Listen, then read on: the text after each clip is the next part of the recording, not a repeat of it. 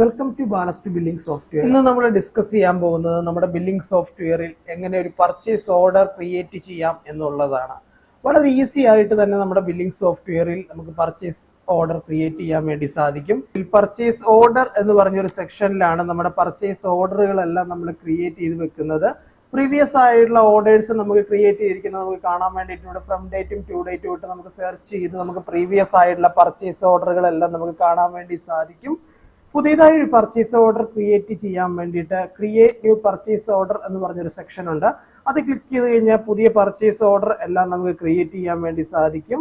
ഇനി നമുക്ക് നമ്മുടെ സപ്ലയറെ നമുക്ക് പർച്ചേസ് ഓർഡറിലേക്ക് നമുക്ക് ആഡ് ചെയ്യേണ്ടതായിട്ടുണ്ട്.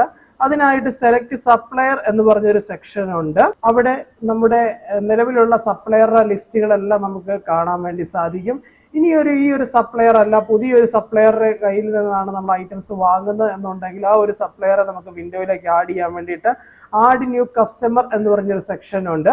പുതിയതായി ഒരു കസ്റ്റമറെ അല്ലെ ഒരു വെണ്ടറെ നമുക്ക് ക്രിയേറ്റ് ചെയ്യുന്നത് എങ്ങനെയാണെന്നുള്ള കാര്യങ്ങളെല്ലാം മുൻകാലങ്ങളിലെ വീഡിയോയിൽ ഞാൻ പറഞ്ഞു തന്നിട്ടുണ്ട്. ആ ഒരു വീഡിയോയുടെ ലിങ്കും കാര്യങ്ങളും എല്ലാം ഞാൻ ഈ ഒരു വീഡിയോയുടെ ഡിസ്ക്രിപ്ഷനായിട്ട് ഞാൻ ആഡ് ചെയ്തേക്കാം.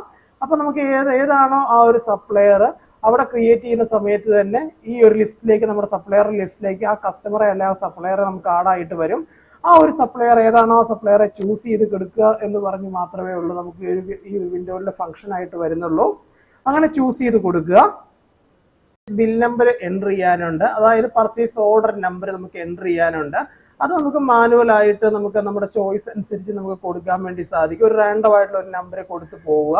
ഏതെങ്കിലും ഒരു നമ്പർ നമ്മൾ ആഡ് ചെയ്ത് കൊടുക്കുക.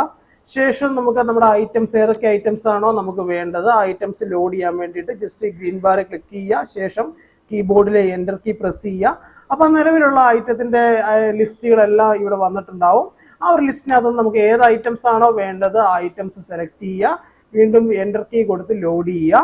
എത്ര ക്വാണ്ടിറ്റിയാണ് നമ്മൾ പർച്ചേസ് ചെയ്യാൻ പോകുന്നത് അതിന്റെ ക്വാണ്ടിറ്റി കൊടുക്കുക. ശേഷം അതിന്റെ ബേസിക് റേറ്റ് നമുക്ക് മുൻകാലങ്ങളിൽ കിട്ടിയിരിക്കുന്ന റേറ്റ് ഏതാണോ ആ റേറ്റോടെ നമ്മൾ ആഡ് ചെയ്ത് കൊടുക്കുക. അങ്ങനെ എല്ലാ ഐറ്റംസും നമുക്ക് ഏതൊക്കെ ഐറ്റംസ് ആണോ വേണ്ടത് ആ ഐറ്റംസ് നമ്മൾ ലോഡ് ചെയ്യുക. ഇവിടെ നമുക്ക് ഐറ്റം കോഡ് വെച്ചിട്ടോ അല്ലെങ്കിൽ നമ്മുടെ ഐറ്റത്തിന്റെ നെയിം വെച്ചോ നമുക്ക് സെർച്ച് ചെയ്ത് ഐറ്റത്തിനെ ലോഡ് ചെയ്യാൻ വേണ്ടി സാധിക്കും. അതിന്റെ റേറ്റും കാര്യങ്ങളും എല്ലാം കൊടുത്ത് കംപ്ലീറ്റ് ആയിട്ട് നമ്മൾ ആഡ് ചെയ്ത് എല്ലാം നമുക്ക് ഒരു കീപ്പ് ചെയ്ത് പോകാൻ വേണ്ടി സാധിക്കും. ശേഷം നമുക്ക് സേവ് പർച്ചേസ് ഓർഡർ എന്ന് പറഞ്ഞൊരു സെക്ഷൻ ഉണ്ട്. ആ ഒരു സെക്ഷനിൽ ജസ്റ്റ് ഒന്ന് ക്ലിക്ക് ചെയ്യുക. ഈ ക്ലിക്ക് ചെയ്യുന്നതോടുകൂടി പർച്ചേസ് ഓർഡർ സേവ് ആയിട്ട് വന്നിട്ടുണ്ടാവും. അത് നമുക്ക് ജസ്റ്റ് ഒന്ന് വ്യൂ ചെയ്യാം. ജസ്റ്റ് ഒന്ന് കാണാൻ വേണ്ടി ജസ്റ്റ് ഒന്ന് സെർച്ച് ബട്ടണിൽ ക്ലിക്ക് ചെയ്യുക. ക്ലിക്ക് ചെയ്യുമ്പോൾ നമ്മൾ ക്രിയേറ്റ് ചെയ്തിരിക്കുന്ന പർച്ചേസ് ഓർഡർ ഇവിടെ ലിസ്റ്റ് ആയിട്ടുണ്ട്. ഇത് ജസ്റ്റ് ഒന്ന് ഓപ്പൺ ചെയ്ത് കാണണമെന്നുണ്ടെങ്കിൽ ഡബിൾ ക്ലിക്ക് ചെയ്ത് കഴിഞ്ഞാൽ ഈ പർച്ചേസ് ഓർഡർ ഓപ്പൺ ആയിരിക്കും. ഇതിന്റെ പ്രിവ്യൂ കാണണമെന്നുണ്ടെങ്കിൽ നമുക്ക് പ്രിവ്യൂ ആയിട്ട് നമുക്ക് കാണാൻ വേണ്ടി സാധിക്കും. വളരെ ഈസി ആയിട്ട് തന്നെ നമുക്ക് പർച്ചേസ് ഓർഡർ നമുക്ക് കീപ്പ് ചെയ്ത് വെക്കാൻ വേണ്ടി സാധിക്കും. Thank you for watching videos.